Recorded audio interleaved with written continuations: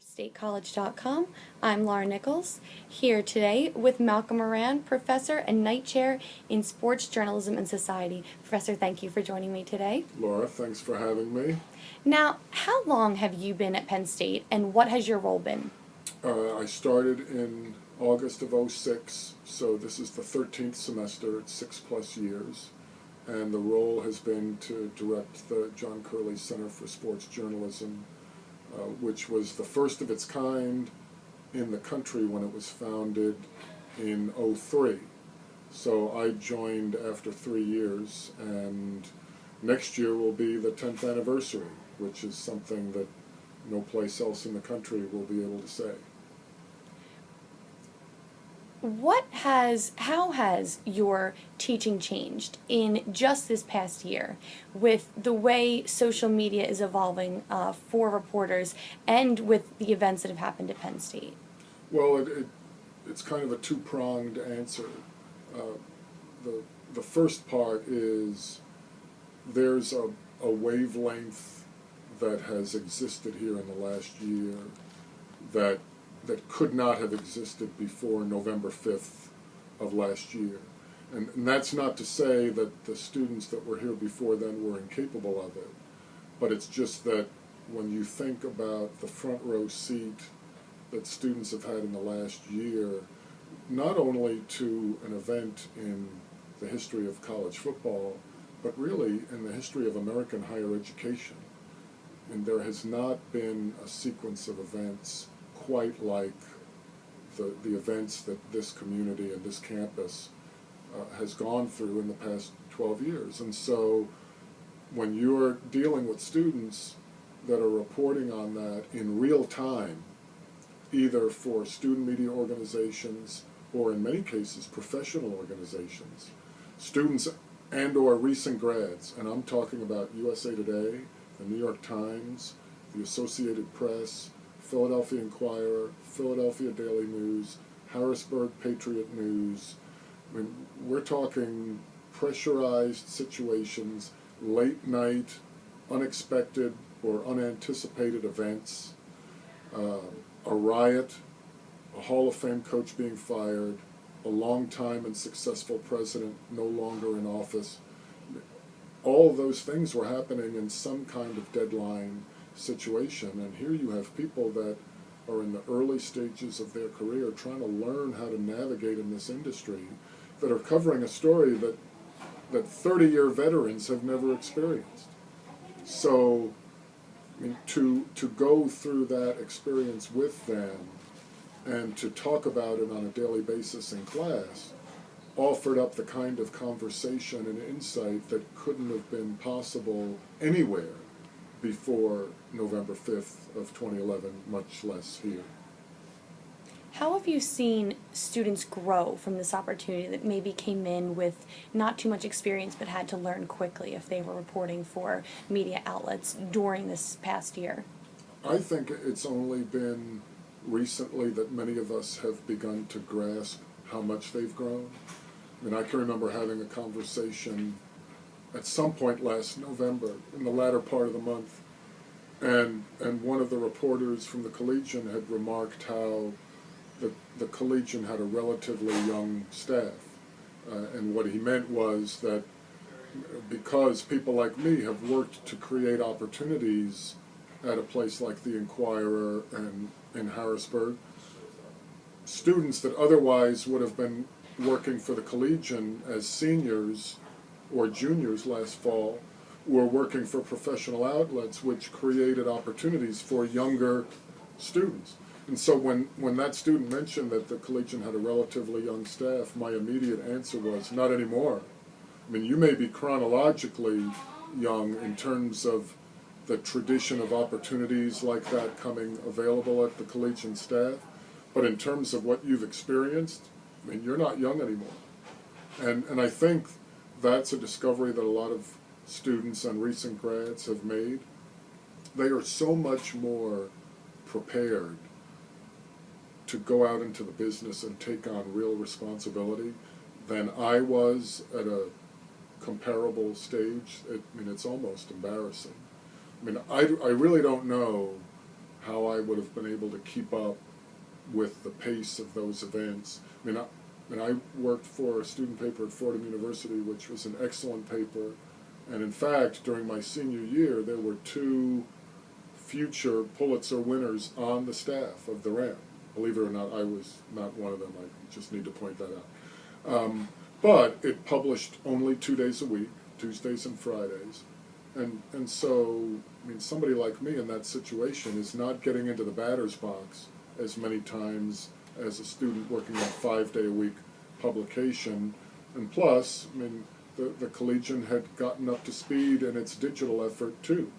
There was a period several years ago where there was considerable feeling that the Collegian had fallen behind some of its peers, and editors have taken that observation to heart, and you've seen the results in the last year. So, I think a lot of people are still trying to take a deep breath from time to time and realize how fast their development has accelerated because of all the things they've been thrown into. Now, another opportunity that has existed for a few years here for these students is the chance to report from the NCAA, the Final Four, the BCS championship game, and this past summer, the 2012 Olympics in London. What has that experience been like, both for you to go, as a instructor and see these students report and watch what they're doing, but also, see them in this venue? Well, first of all, Laura, I can't tell you how much fun it's been, because it's a way, for one thing, as much as I try to create like what I call the real thing in the classroom and try and have that exist as close to a newsroom type of environment as I can, this is the real thing. And for instance, and I never thought about this until we got home from London.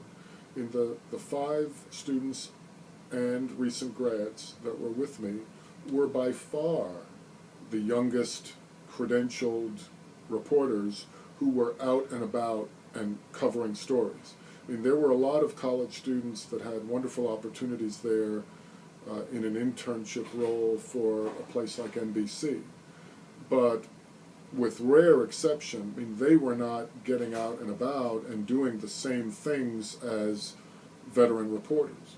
Well, all of the people that were with me were holding their own in dealing with all the logistical challenges that the Olympics throw at you, and it's a lot, because what I could pass along to them, having been through it twice before in Los Angeles and Atlanta, was that your adrenaline gets you through roughly the middle of the first week, and then you're grinding. You're grinding every day. And our average day, with some exceptions, but on average, we would catch a shuttle bus to the main press center in the Olympic Park somewhere between 8 and 9 a.m. And on average, we would come back on a shuttle bus to the dorms where we were staying at the University of East London somewhere between midnight and 2 a.m.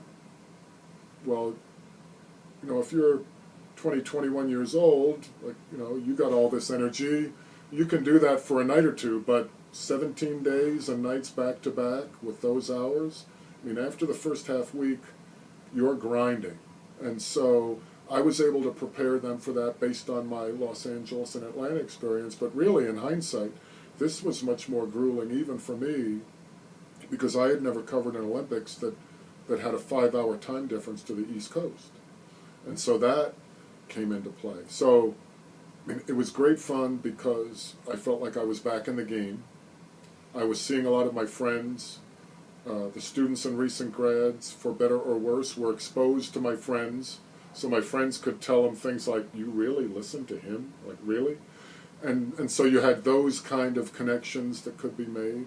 And just to see them respond to high-pressure situations on deadline and just do what they had to do. It was, and I would have to mention the opportunities that we were given once we were there. For instance, the fact that all of us got into the opening ceremony, which which was completely unexpected, because for a high-profile, high-demand event like that, you needed a separate media ticket in addition to your credential to get in. I had never attended an opening ceremony because I would be like the 7th or 8th Times reporter, and like the New York Times would get maybe 3 or 4 media tickets. And so I had never experienced an opening ceremony, and I had only once experienced a closing ceremony. And so to be together, I know I felt like I was 8 years old. I don't want to put words in anybody else's mouth, but just to be there and to be at an event that is literally a focal point of the entire planet at that hour was just great fun. Now, looking back on the years that you've been here and looking forward to the changes that are coming for you, what has made you the most proud of Penn State? Well, seeing the students respond to different challenges, particularly in the past year. I mean, one of the things that might be hard to explain to somebody somewhere else is that, I mean, even though I think we're all in agreement that none of us would have signed up to be involved in these kind of circumstances because of all the pain involved, in many ways, some of the finest hours of the Curley Center have taken place in the past 12 months, specifically because of the way that students and recent grads have performed against competition with a much higher experience level. And this is something that I can't state too much, not just what they've done, but how they've done it, how they've represented themselves, how they've represented the Curley Center, how they've represented Penn State with their professionalism, the gratitude they show when somebody does something to help them. I mean, it's great to have talent, but if you're high maintenance, talent is rarely going to overcome that.